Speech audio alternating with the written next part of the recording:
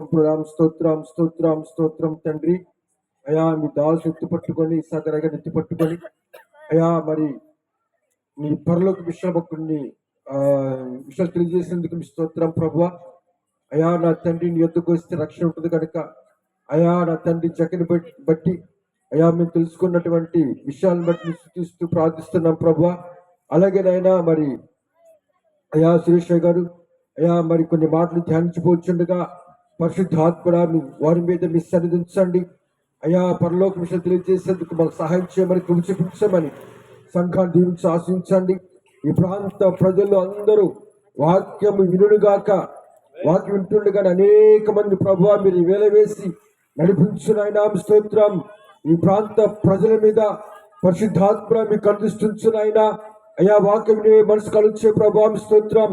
ఇంకా అయా వాక్యం వింటుండగానే అయ్యా అనేక మందిని పరిశుద్ధాత్ముడా మీరు వేల వేసి ఇప్పుడే వేల వేసి అయ్యా నీ వాక్యం వినటానికి అయ్యా ఇక్కడికి వచ్చేట్టుగా చేసేందుకు సహాయం చేయమని కృప చూపించమని నీ సేవకుడి మీద నీ అభిషేకము నీ కృప నీ సన్నిధించి అయ్యా బహుబలంగా వాడబడే కృప దయచేయమని సహాయం చేయమని యేసు క్రీస్తు నామమున అడిగి వేడుకొనుచున్నాము తండ్రి. చూద్దాం. ఆమేన్. హల్లెలూయా.